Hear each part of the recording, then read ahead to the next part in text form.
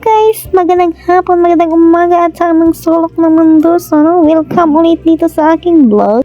Nandito na naman itong inyong tindera. Ayan, nag-iisip ako kung ano yung ating mga bayaran unahin, no? Kasi ang dami naming bayarin ngayong umaga. Kaya ayan, nagsabay-sabay na naman ulit sila. Kaya ayan, nandito na yung aking driver. Pupunta na naman ulit kami ng Porana. At saka ayan, sasama ko si Jik para mayroon daw bodyguard si Alder. Hala ka bodyguard! May bodyguard! Kuan! Mayaman!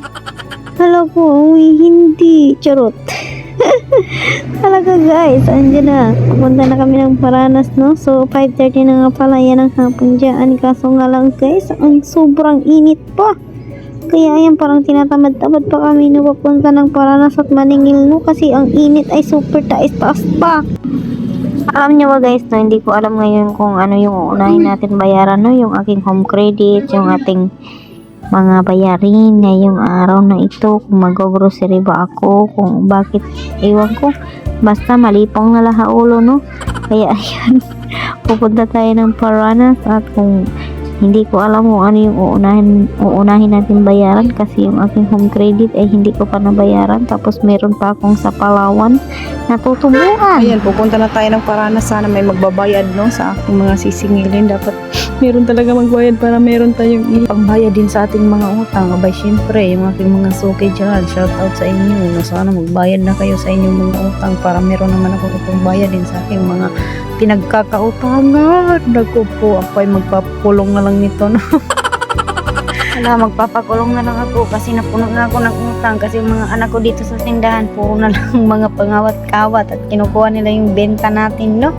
Kaya ayan, iwan ko, masakit talaga sa ulo yung daming utang kaya hindi na talaga ako uulit guys na mangungutang lang, no, para sa ating tindahan. Okay lang naman yun guys, yung magbakasyon tayo, yung sarili nating pera. So tapos mga bakasyon tayo, tapos inutang lang, tapos darating na yung time na magbayaran na, patay tayo. Shout out nga pala dyan sa aking mga followers. Ayan, si Madam, kung nagpapa-shout out yan siya sa kanyang bakery. Siya yung may-ari ng bakery guys. Shout out sa yung Madam Auring. Ayan, Madam Joy. Charot. So ayan, balik tayo sa ating mga pinagkakautangan, no? Ayan, pupunta na pala ako doon sa palengke. Balik tayo muna doon sa aking pinagkakautangan kasi guys, yung pera namin na binakasyon, yung nagbakasyon kami doon sa Masbate is inutang lang namin. Kaya ayan, tuloy is ako ngayon ang nahihirapan magbayad sa ating mga pinagkakautangan. Oo, ganun yun.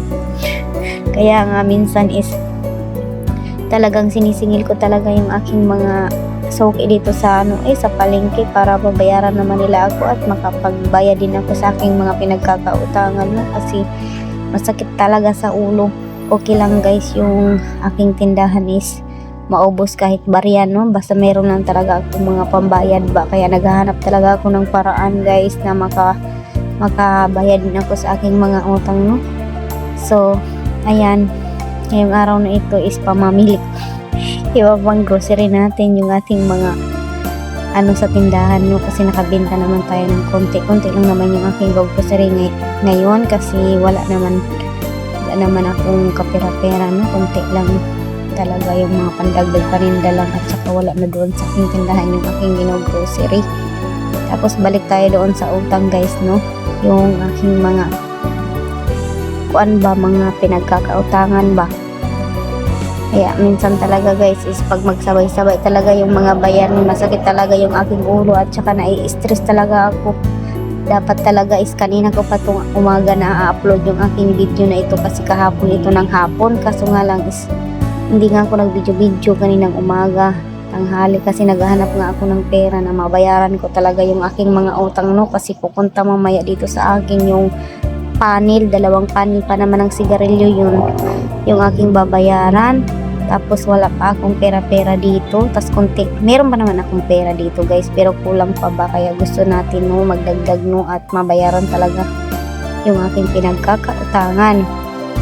So ngayon guys, na-solve na yung aking problema, no? Kaya ayan, nag-voice over na tayo, no? Buti na lang talaga pumayag yung ahinti ng sigarilyo at nakabayad din ako. Thank you Lord talaga. Maraming salamat. Ninig mo po yung aking dasal na makabayad ako ngayong araw na ito at pumayag sila na may balance pa ako. Konti lang naman yung aking balance guys, no?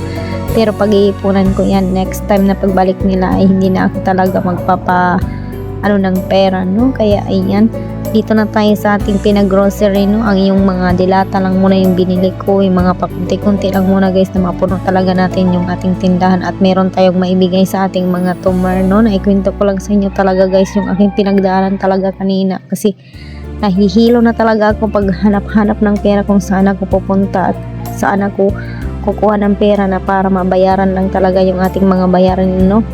Kaso lang is nagawa na natin ng paraan at tapos napakiusapan ko naman yung ahinti ng sigarilyo na pwede balikan nyo. Meron na sana akong pambayad guys, kaso nga lang is na anong tawag dun, yung natawag dun, kalimutan ko na basta tapos guys yung aking mga bayarin na pakiusapan ko yung mga ahinti ng kanin na pumayag naman sila na babalik na lang kasi parang Friday pa ata pwede na ako mag-release ng pera, no? Kasi sa Friday pa talaga yung aking pera. Pero sa ngayon, ayan, buti na lang talaga pumayag sila guys. At nag-iwan din sila ng sigarilyo sa akin, konti lang yung pinapaiwanan ko kasi sa next time na pag visit nila dito is para hindi na sumakit yung aking ulo, no? Na bayaran yung ganong kalaking bayarin, no? Kaya minsan talaga guys, hindi talaga ako nagpapaiwan ng malaking bayarin sa mga sa panel oy. Kaya sumasakit talaga yung ulo ko, tapos nai-stress ako, tapos wala man lang kapera-pera, tapos yung tindahan ko nga dyan, iniba-iba ko na nga yung benta dyan sa tindahan para hindi na ba mahihilo yung ulo ko, pero nagagamit pa rin kasi nga yung benta sa lumpia sa inyo, pag may pumupunta dito maniningil saan ka kukuha ng ng pera, minsan hinihiram-hiram, ganun pa rin, parang same lang, pera pa rin yun. Ikaw lang bahala kung paano mo ikutin yung pera mo dyan sa tindahan, no? Kasi nga minsan is nahihiram ko yung benta ng sigarilyo, yung benta ng lumpia, yung benta ng kung ano-ano pa yung mga benta dyan, iniba-iba ko na, tapos nilagyan ko ng mga garapon dyan sa tindahan para mag-iba-iba na nga, para na hindi na nga mahilot, pero kinakapos pa rin talaga guys sa pera, no?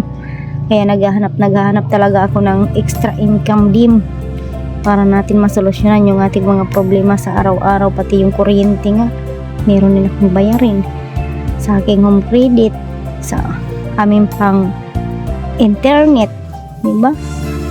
Kaya minsan talaga yung sinasabi ko yan sa mga anak ko dyan, pag sila nagbabantay dito sa tindahan, dapat talaga bantayan nila ng maigi, no, yung ating tindahan, kasi nga yung tindahan lang talaga yung nagbibigay sa atin ng pera araw-araw. Paano pag wala yung tindahan, sarado yung tindahan natin, wala tayong negosyo na ganito na araw-araw may pumapasok na pera sa atin, di ba?